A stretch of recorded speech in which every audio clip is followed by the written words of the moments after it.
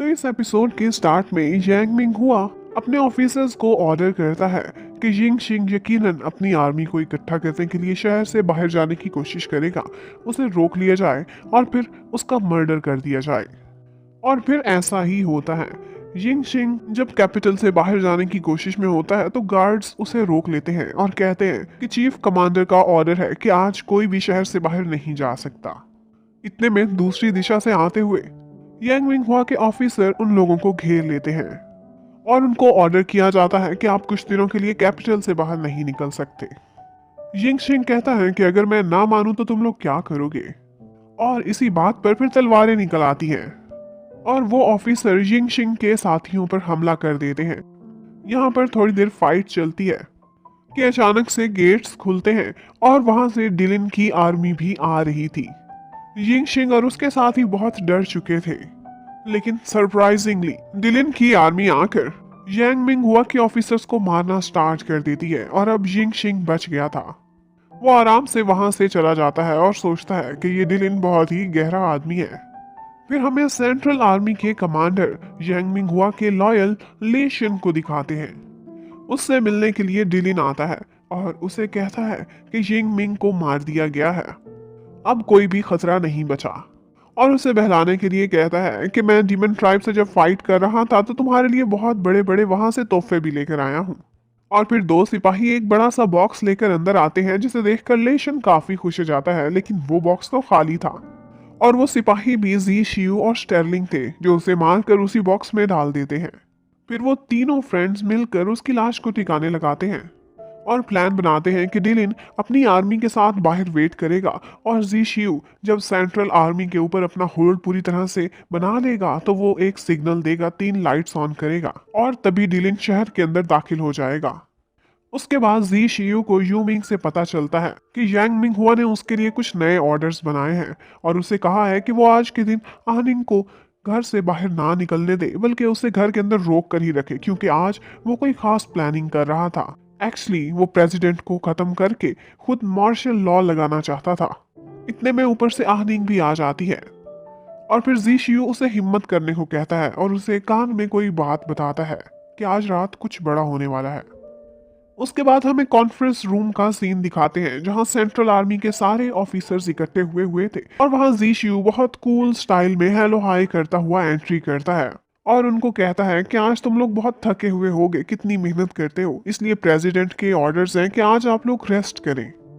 इसी conference room में आपकी पार्टी के लिए हमने इंतजाम किया है, बहुत मजे करें लेकिन यहाँ से बाहर जाने की कोशिश ना करें। लेकिन एक ऑफिसर इस बात पर काफी गुस्से में आ जाता है और पार्टी का सारा सामान भी गिरा देता है। तो यहाँ पर जी शियू कहता है कि प्रेसिडेंट और फैमिली के साथ लॉयल रहना हमारे लिए बहुत जरूरी है। ये ना हो कि यांग मिंग हुआ के पीछे चलते चलते आप लोग मुल्क से गद्दारी कर जाओ। लेकिन वो सारे ऑफिसर्स लेशन से बहुत डरते थे और वो उनके उनके फैमिली मेंबर्स को लेकर भी ब्लैकमेल किया करता था। तो यहाँ पर जी शियू उनको एक सील दिखाता है जो लेशन की थी, उसे मारने के बाद उन्होंने हासिल कर ली थी। उन लोगों को लगता था कि जैसे ये सील नकली होगी, लेकिन वो लोग चेक करते हैं तो वो वाकई में असली होती है।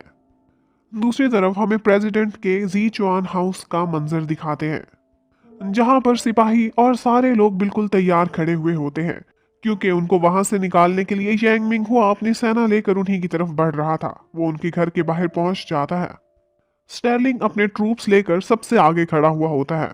तो यहाँ पर यांग मिंग हुआ कहता है कि मिस्टर प्रेसिडेंट अब बहुत बूढ़ा हो गया है, उससे ये सारे मामलात नहीं देखे जाते, इसलिए उसको अब रिजाइन कर देना चाहिए।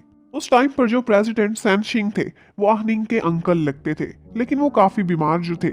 आहनिंग अभी इतनी मेच्योर नहीं थी कि वो इतने बड़े मामलात को देख सकती, लेकिन यहाँ पर उसका नकली लेटर बनाकर सामने ले आते हैं कि आहनिंग चाहती है कि वो अब अपने डैड के प्रेसिडेंट वाले थ्रोन पर बैठे, उसका हक बनता है।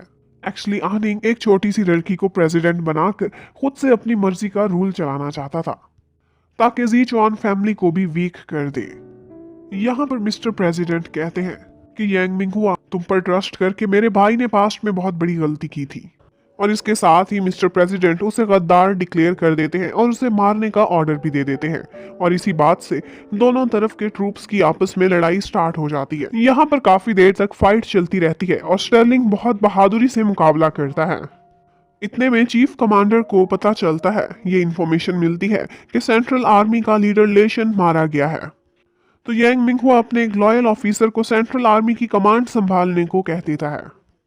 दूसरी तरफ कॉन्फ्रेंस रूम में दिखाते हैं कि ज़ीचुआन शियू सारों को बता देता है कि मैंने सेंट्रल आर्मी के कमांडर लेशन को मार डाला है, क्योंकि प्रेसिडेंट ने ऑर्डर किया था, वो एक कॉन्स्पिरेसी चला रहा था। अब आप लोगों की मर्जी है, आप चाहें तो गद्दार की साइड चूज करें और चाहें तो फैमिली के साथ प्रेसिडेंट के साथ लॉयल रहें।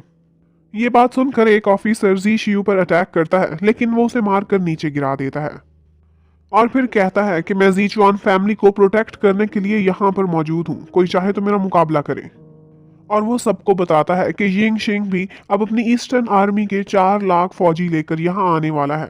तो आप लोग खुद ही फैसला करें कि किसकी साइड पर जाना है। ये सुनकर ज्यादातर ऑफिसर यही फैसला करते हैं कि वो खामोशी से आज यहीं पर बैठेंगे, जैसे जी शियू कह रहा है, यहीं पर खाएं पिएंगे और बाहर नहीं निकलेंगे।